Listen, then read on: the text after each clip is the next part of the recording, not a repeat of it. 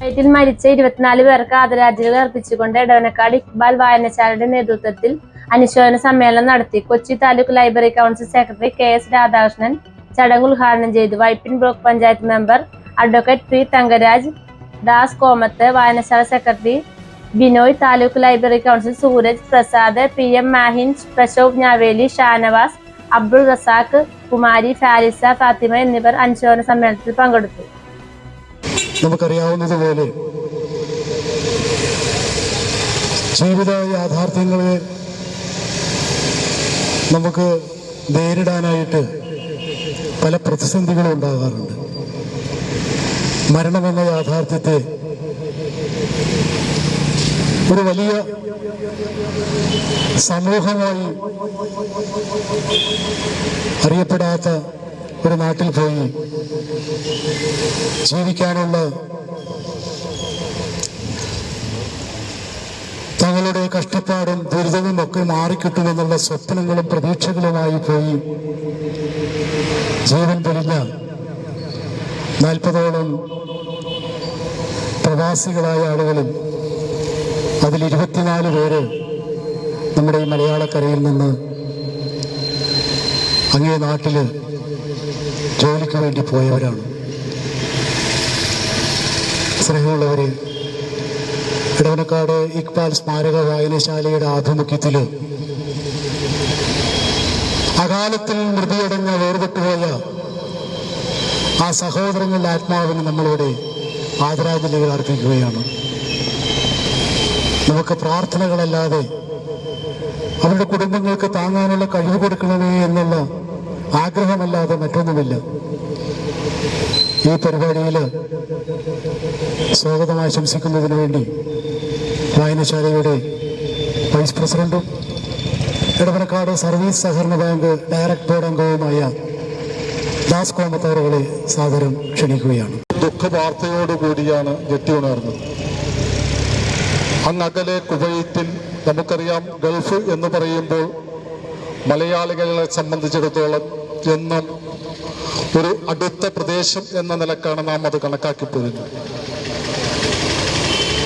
ആ ഗൾഫിലേക്ക് ഒരു അപകടമുണ്ട് എന്ന് അറിഞ്ഞപ്പോൾ തന്നെ കേരളത്തിലെ ആബാലവൃദ്ധം ജനങ്ങളും അന്ന് ദൃശ്യമാധ്യമങ്ങളുടെ മുന്നിലായിരുന്നു. കാരണം തങ്ങൾക്ക് വേണ്ടപ്പെട്ടവർ ആരെങ്കിലും അതിൽ അകപ്പെട്ടിട്ടുണ്ടാകുമോ എന്ന ആശങ്കയിലായിരുന്നു കേരളം. കാരണം നേരത്തെ ഗൾഫിൽ നിന്ന് ഞാൻ പറഞ്ഞത്, ഗൾഫിനോട് നമുക്കൊരു മാനസികമായ അടുപ്പമുണ്ട്. ഒരിക്കൽ സക്കറിയ പറഞ്ഞതുപോലെ ദേശീയ തലസ്ഥാനമായ ഡൽഹിയേക്കാൾ കൂടുതൽ മാനസികമായ അടുപ്പം മലയാളികൾക്ക് ഗൾഫിനോടാണ്. കാരണം ഗൾഫ് എന്ന് പറയുന്ന ആ ഭൂപ്രദേശത്ത് ഒന്നുകിൽ നമ്മുടെ വീട്ടിൽ ഒരാൾ, അല്ലെങ്കിൽ നമ്മുടെ ബന്ധുക്കൾ, അല്ലെങ്കിൽ അയൽ വീട്ടുകാർ, അല്ലെങ്കിൽ നാട്ടുകാർ, ആരെങ്കിലും ഗൾഫിലുണ്ടായിരിക്കും. അതുകൊണ്ട് തന്നെയാണ് ഗൾഫിൽ ഒരു അപകടമുണ്ടാകുമ്പോൾ അത് നമ്മുടെ വീട്ടിലെ ഒരു അപകടമായി മാറുന്നത്.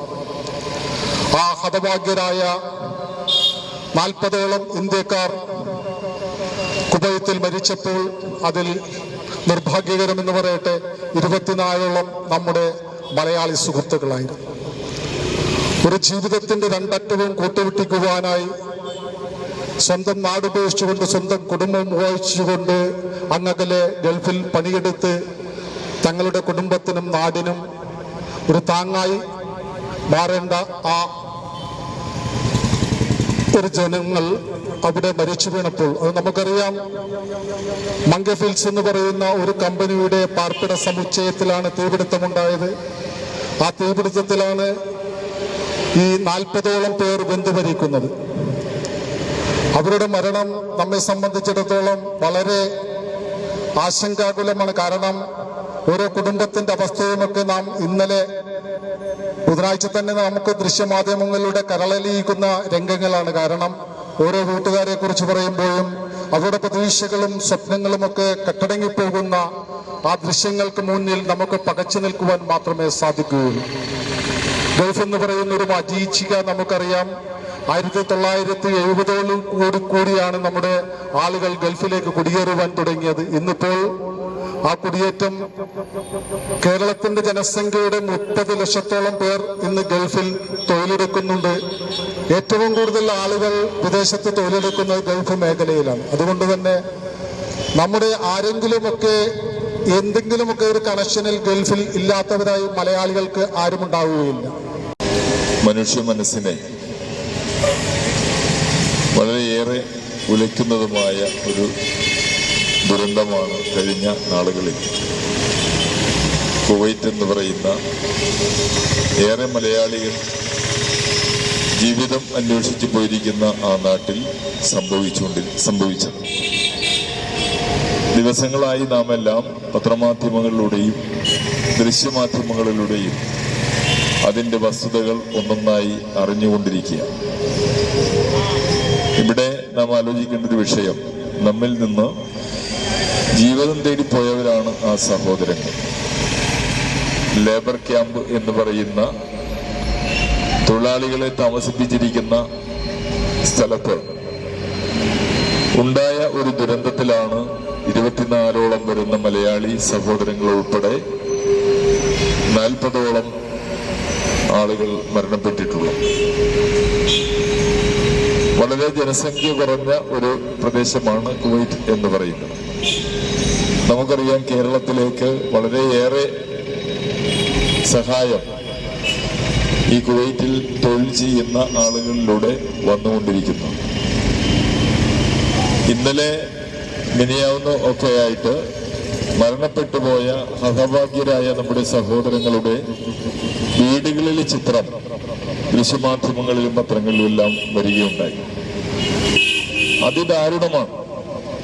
അവരുടെ സ്വപ്നങ്ങൾ കത്തിച്ചാമ്പലായി എന്നുള്ളത് മാത്രമല്ല, അല്ലെങ്കിൽ ഭൗതിക ജീവിതത്തിൽ നിന്ന് അവരില്ലാതായി എന്നുള്ളത് മാത്രമല്ല, അതിലുപരിയായി ആ കുടുംബങ്ങളുടെ ദൈന്യമായ ഒരു ജീവിത സാഹചര്യങ്ങൾ ഏതൊരു മനുഷ്യന്റെയും കരള് അലിയിപ്പിക്കുന്നതാണ്. നമ്മൾ കണ്ട കാഴ്ച അതാണ്.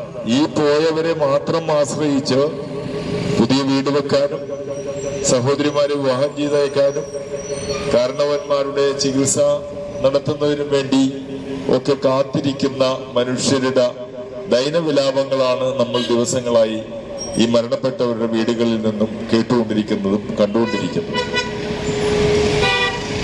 ഇത് തീർച്ചയായും ആ കുടുംബങ്ങൾക്ക് മാത്രം വന്നിട്ടുള്ള ഒരു നഷ്ടമല്ല. നമ്മുടെ രാജ്യത്തിന്, ഈ ലോകത്തിന് സംഭവിച്ച ഒരു വലിയ നഷ്ടമായി തന്നെ അതിനെ കാണുകയാണ്. ലോകരാജ്യങ്ങളെല്ലാം നടുക്കം പ്രകടിപ്പിക്കുകയും ദുഃഖം പ്രകടിപ്പിക്കുകയും അതോടൊപ്പം തന്നെ അവരുടെ കുടുംബങ്ങളെ സഹായിക്കുന്നതിന് വേണ്ടി സന്നദ്ധരായി രംഗത്ത് വരുന്ന ചിത്രം, മനുഷ്യത്വപരമായ ചിത്രവും നമ്മുടെ മുന്നിൽ തെളിഞ്ഞു വരുന്നു. ഒരു കാര്യമാണ് നമുക്ക് ഈ സന്ദർഭത്തിൽ വളരെ വേദനയോടെ ഓർമ്മിക്കാനുള്ളത്. ഇത്തരത്തിലുള്ള ദുരന്തങ്ങൾ ആവർത്തിക്കാതിരിക്കട്ടെ. തീർച്ചയായും ഒരു പൊതുപ്രസ്ഥാനം എന്ന നിലയിൽ സംസ്ഥാന ലൈബ്രറി കൗൺസിലിൽ അഫിലിയേഷനുള്ള ഇടവനക്കാട്ടെ ഒരു പ്രധാന ലൈബ്രറിയാണ് വൈപ്പിൻകരയിലെ കൊച്ചി താലൂക്കിലെ വളരെ പ്രധാനപ്പെട്ട ഒരു ലൈബ്രറിയാണ് ഇക്ബാൽ സ്മാരക വായനശാല. അവരുടെ ദുഃഖത്തിൽ, അവരുടെ കുടുംബാംഗങ്ങളുടെ ദുഃഖത്തിൽ പങ്കുചേരാനും അതിന് അനുശോചനം രേഖപ്പെടുത്താനുമാണ് ഈ സായാഹ്നത്തിൽ ഇവിടെ ഒത്തുചേർന്നിരിക്കുന്നത്. ആ മരണപ്പെട്ടു പോയ എല്ലാവരുടെയും കുടുംബാംഗങ്ങൾക്കുള്ള തീരാ ദുഃഖത്തിൽ പങ്കുചേർന്നുകൊണ്ട് ഞാൻ കേരളത്തിൻ്റെ സാമ്പത്തിക വ്യവസ്ഥയെ, അതുപോലെ തന്നെ കേരളത്തിൻ്റെ ഓരോ കുടുംബത്തെയും അതിൻ്റെ സാമ്പത്തിക സ്ഥിതിയെയും ജീവിതത്തെയും എല്ലാം ഒരുപാട് സ്വാധീനിച്ച ഗൾഫ് എന്ന് നമ്മൾ ഒറ്റ വാക്കിൽ പറയുന്ന നിരവധി രാജ്യങ്ങൾ നമുക്കറിയാം. UAE ഉൾപ്പെടെ, കുവൈറ്റ് ഉൾപ്പെടെ, ഒമാൻ ഉൾപ്പെടെയുള്ള രാജ്യങ്ങൾ. നമ്മളെല്ലാവരും പറയും നമ്മുടെ സഹോദരങ്ങൾ ഗൾഫിൽ പോകുമ്പോൾ, ഗൾഫിലാണ് എന്ന് നമ്മൾ പറയുമ്പോൾ അവിടെ എന്തോ വലിയ സുഖം അനുഭവിച്ച് ആർഭാടമായി ജീവിക്കുന്നവരാണെന്ന് ധാരണ നമ്മൾക്കുണ്ടായിരുന്ന കാലഘട്ടം ഇന്നത് മാറി. കാരണം ഇന്ന് സോഷ്യൽ മീഡിയയും അതുപോലെ തന്നെ ദൃശ്യമാധ്യമങ്ങളെല്ലാം ഗൾഫിലെ ലേബർ ക്യാമ്പുകളെ ഏറെ പറയുന്ന അടുത്ത കാലത്ത് ഇറങ്ങിയ ആടുജീവിതം എന്ന് പറയുന്ന സിനിമ തന്നെ ഗൾഫിലെ ലേബർ ക്യാമ്പുകളിലെ അതുപോലെ തന്നെ അവിടെ മരുഭൂമിയിലെല്ലാം പണിയെടുക്കുന്ന നമ്മുടെ സഹോദരങ്ങളുടെ നേർചിത്രം നമ്മളെ വരച്ചു കാണിച്ചു തന്നു. ഇവിടുന്ന് ജോലിയില്ലാതെ ഒരുപാട് സ്വപ്നങ്ങളുമായി തൻ്റെ വീട്ടിലെ അച്ഛനും അമ്മയും സഹോദരിയും കുഞ്ഞുമക്കളുമെല്ലാം അവരുടെ ജീവിതം മികച്ചതാകണം, ഭാവി മികച്ചതാകണം എന്ന സങ്കല്പത്തോടും സ്വപ്നങ്ങളും കണ്ടുകൊണ്ട് ഗൾഫിലേക്ക് പോയി. അവിടെ ഇത്തരത്തിലുള്ള ക്യാമ്പുകളിൽ നമുക്കറിയാം, ഓരോ മുറിയിൽ 5, 6, 7, 8 ആളുകൾ ഒരുമിച്ച് താമസിച്ച് കിട്ടുന്ന പണമെല്ലാം സ്വരൂപിച്ച് വെച്ച് ആർഭാടങ്ങളില്ലാതെ ഭക്ഷണങ്ങളെല്ലാം വളരെ ലഘുവായി ഭക്ഷിച്ച് വസ്ത്രങ്ങളെല്ലാം വളരെ മിതമായി ഉപയോഗിച്ച് തൻ്റെ വീട്ടിലേക്ക് ലഭിക്കുന്ന പണമെല്ലാം കാത്തുവെച്ച് വീടിൻ്റെ കടം മാറ്റുന്നതിനും മറ്റു കാര്യങ്ങൾ നടത്തുന്നതിനുമെല്ലാം വീടും നാടും സ്വപ്നങ്ങളും മോഹങ്ങളും എല്ലാം വിട്ട്, ബന്ധുക്കളെ വിട്ട്, ഈ നാടിൻ്റെ മഴയും ഈ മനോഹാരിതയും ഈ ഹരിത ഭംഗിയുമെല്ലാം വിട്ട് മരുഭൂമിയിൽ പോയി കിടക്കുന്ന നമ്മുടെ സഹോദരങ്ങൾ. എന്തിനേറെ 43 പേരാണ് കുവൈറ്റിലെ ഈ ദുരന്തത്തിൽ മരിച്ചതെങ്കിൽ അതിനകത്ത് 60% പേർ, 24 പേര് മലയാളി ആണെന്ന് പറയുമ്പോൾ എത്രയോ മലയാളികൾ ഗൾഫിലുണ്ട് എന്ന് നമുക്ക് ആലോചിക്കാവുന്നതേ ഉള്ളൂ. കാരണം ഗൾഫ് എന്ന് പറയുന്ന നാട്ടിലേക്ക് പോകുമ്പോൾ എവിടേക്കാണ് നമ്മളുടെ സഹോദരങ്ങൾ പോയിരിക്കുന്നത് നമുക്കറിയില്ല. നമ്മുടെ വീട്ടിലെ അമ്മമാർക്ക് പോലും ചിലപ്പോൾ, അല്ലെങ്കിൽ നമ്മുടെ മാതാപിതാക്കൾക്ക് പോലും അറിയാൻ സാധിക്കില്ല ഗൾഫിലാണ് എന്ന് പറയുമ്പോൾ. അവർ ഗൾഫിലെ ഏത് സ്ഥലത്താണ്, ഏത് രാജ്യത്താണ്, അല്ലെങ്കിൽ ഏത് പട്ടണത്തിലാണ്, ഏത് ഗ്രാമത്തിലാണ് എന്നാണ് തിരിച്ചറിവില്ലാതെയാകുമ്പോഴാണ് നേരത്തെ ദാസ്കോമത്ത് സൂചിപ്പിച്ചതുപോലെ ഒരു ദുരന്തം ഗൾഫിലുണ്ടായി എന്ന് പറയുമ്പോൾ അതിൽ നമ്മുടെ ബന്ധുക്കൾ ആരെങ്കിലും ഉണ്ടോ, മകനുണ്ടോ, മകളുണ്ടോ എന്ന് ആശങ്കയോടുകൂടി ചാനലുകളും ഹെൽപ്പ് ലൈൻ നമ്പറിലെല്ലാം വിളിച്ചു നോക്കുന്ന അവസ്ഥയുണ്ടാകുന്നത്. നമ്മളെ നടുക്കിയ ആ ദുരന്തം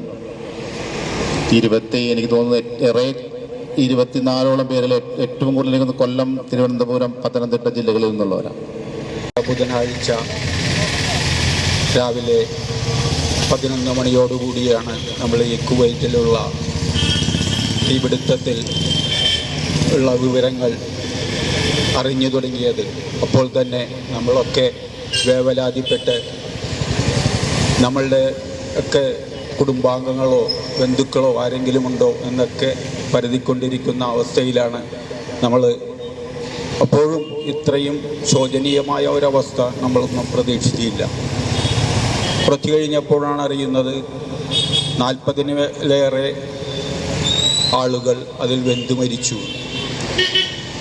അതിൽ തന്നെ 24ഓളം പേർ മലയാളികളാണ് എന്ന് അറിയുമ്പോൾ നമ്മളുടെ വേദന ഇരട്ടി ആയി. അതിൽ ഇപ്പോൾ തങ്കരാജ് പറഞ്ഞു കഴിഞ്ഞു, ഏകദേശം 2 പേരാണെന്ന് തോന്നുന്നു 50-ന് മേലെ വയസ്സുള്ള ആളുകൾ. ബാക്കി എല്ലാവരും അതിന് താഴെ 34 വയസ്സ് തുടങ്ങി അതിന് മേലോട്ട് 44 വയസ്സ് വരെയുള്ള ആളുകളാണ് കൂടുതലും. അപ്പോൾ അവരുടെ കുടുംബത്തെ രക്ഷിക്കാൻ വേണ്ടി, നമ്മളുടെ നാടിനെ രക്ഷിക്കാൻ വേണ്ടി ഒക്കെയാണ് ഈ യാതനകൾ അനുഭവിച്ച് അവരുടെ കുടുംബാംഗങ്ങളെയും സുഹൃത്തുക്കളെയും നാട്ടുകാരെയും ഒക്കെ ചിരിപ്പിച്ച്, അവർ വരുമ്പോൾ ചിരിപ്പിച്ചും സന്തോഷിപ്പിച്ചും പോകുമ്പോൾ അവർ അനുഭവിക്കുന്ന യാതനകൾ എത്രയെന്ന് നമ്മൾക്കാർക്കും അറിയില്ല. അതൊക്കെ അവരുടെ മനസ്സിൽ വെച്ചുകൊണ്ടാണ് ഈ നമ്മളുടെ നാടിനെയും കുടുംബത്തെയും ഒക്കെ രക്ഷിക്കാൻ വേണ്ടി ഈ യാതനകൾ അനുഭവിച്ച് അവർ ഇതിലൊക്കെ ഏർപ്പെട്ടിരുന്നത്. അവർക്കുണ്ടായ വേദന നിസ്സാരമല്ല എന്ന് പറഞ്ഞാൽ നമ്മൾക്ക് താങ്ങാൻ സാധിക്കുന്നില്ല എങ്കിൽ അവരുടെ കുടുംബാംഗങ്ങളുടെ വേദന എന്തായിരിക്കും? നമ്മളിപ്പോൾ ദൃശ്യമാധ്യമങ്ങളും സോഷ്യൽ മീഡിയയിലൊക്കെ കണ്ടുകൊണ്ടിരിക്കുന്നത് അവരുടെയൊക്കെ കുടുംബത്തിൻ്റെയൊക്കെ അവസ്ഥ. നമ്മൾ പറയുമ്പോൾ അവർ ഗൾഫിലാണ്, അവിടെ പോയി ലക്ഷങ്ങൾ സമ്പാദിക്കുന്നു, സന്തോഷിക്കുന്നു എന്നൊക്കെയാണ് നമ്മളുടെ ഒക്കെ കണക്ക് കൂട്ടൽ. പക്ഷേ അവരുടെ യാതനകളൊക്കെ നമ്മളിപ്പോൾ ഓരോരുത്തരുടെയും അറിയുമ്പോൾ അതിൻ്റെ വേദനകൾ നമ്മളെ ഇരട്ടിയാക്കുകയാണ്. 1405 നമ്പറായിട്ട് ഗ്രന്ഥശാല സംഘത്തിൽ രജിസ്റ്റർ ചെയ്യപ്പെട്ടിട്ടുള്ള ഏറ്റവും പഴയ വായനശാല മുത്തശ്ശിയാണ്. നമ്മളെയൊക്കെ ഈ നാട്ടിൽ ഓരോ വീട്ടിൽ നിന്ന് വേണമെങ്കിൽ പറയാം, പ്രവാസികളായ ധാരാളം ആളുകൾ ഈ നാടിൻ്റെ പുരോഗതിക്കും സാമ്പത്തികമായ ഉന്നതിക്കും വേണ്ടി പരിശ്രമിച്ചിട്ടുള്ളവരാണ്. നഷ്ടപ്പെടുമ്പോഴാണ് അതിൻ്റെ ദുഃഖം എന്തെന്ന് നമ്മൾ അറിയുന്നത്. സ്നേഹമുള്ളവരെ, ഇത്തരമൊരു ചടങ്ങ് ഇങ്ങനെ സംഘടിപ്പിക്കാനുണ്ടായ കാരണം തന്നെ ഈ നാടിനോടുള്ള സ്നേഹവും കണ്ണീരൊഴുക്കിയ അമ്മമാരുടെയും പെങ്ങന്മാരുടെയും തീരാത്ത വേദനകളും കഷ്ടപ്പാടും പത്രങ്ങളിലൂടെയും വാർത്താമാധ്യമങ്ങളിലൂടെയും കണ്ടപ്പോൾ ഞങ്ങൾ വായനശാല സുഹൃത്തുക്കൾ എല്ലാവരും ചേർന്ന് നമുക്കും ആ ഹൃദയവേദനയോട് ചേർന്ന് ഒട്ടി നിന്നുകൊണ്ട് ആദരാഞ്ജലികളും പ്രണാമങ്ങളും അർപ്പിക്കാൻ ഒരു ചെറിയ ഫംഗ്ഷൻ ഈ സാംസ്കാരിക രംഗത്തെ തിളക്കമാർന്ന അധ്യായം കുറിക്കുന്ന അണിയിൽ ബസാറിൽ സംഘടിപ്പിക്കണമെന്ന് പറഞ്ഞു. അതിൻ്റെ അടിസ്ഥാനത്തിലാണെന്ന് ഇങ്ങനെ പറ്റാവുന്ന എല്ലാവരെയും നമ്മൾ ഈ വേദിയിലേക്ക് വിളിച്ചത്. പെരുന്നാൾ തിങ്കളാഴ്ച ആയതുകൊണ്ട് കുറച്ച് നമ്മുടെ സുഹൃത്തുക്കൾ എത്തിയിട്ടില്ല, എങ്കിലും ഇത് നീട്ടിക്കൊണ്ടു പോകുന്നില്ല. സംസാരിക്കാൻ വേണ്ടി KPMSൻ്റെ നേതാവും വായനശാല എക്സിക്യൂട്ടീവ് അംഗവുമായ പ്രശോഭ് ചാവേലിയെ സാദരം. ദീർഘമായ പ്രസംഗത്തിന് മുതിരുന്നില്ല. ഈ വൈകിയ വേളയിൽ ചുരുക്കം വാക്കുകളിൽ ആദരാഞ്ജലികൾ അർപ്പിച്ച് അവസാനിപ്പിക്കണം എന്നാണ് വിചാരിക്കുന്നത്.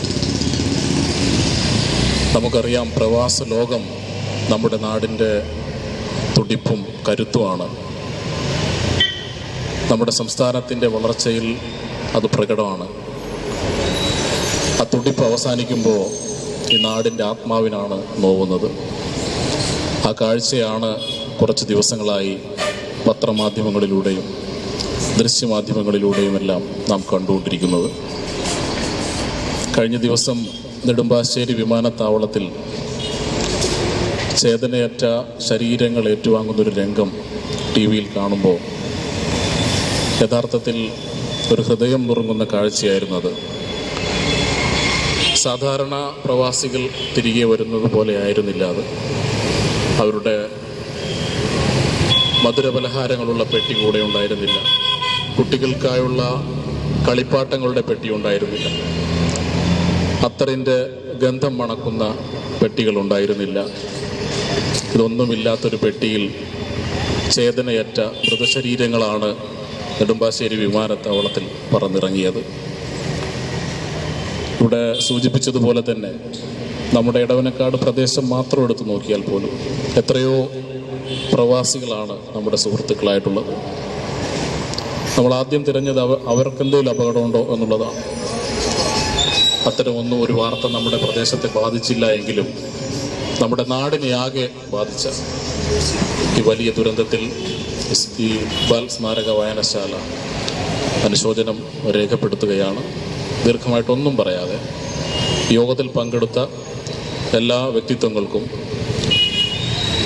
ഈ അനുശോചന യോഗം ശ്രവിച്ചുകൊണ്ടിരിക്കുന്ന നാട്ടുകാർക്കും എല്ലാവർക്കും ഇക്ബാൽ സ്മാരക വായനശാലയുടെ പേരിൽ ഹൃദയത്തിന്റെ ഭാഷയിൽ നന്ദി അർപ്പിച്ചുകൊണ്ട് അവസാനിപ്പിക്കുന്നു. നമസ്കാരം. ഈ ചാനൽ ഷെയർ ചെയ്യുക, സബ്സ്ക്രൈബ് ചെയ്യാൻ മറക്കരുത്.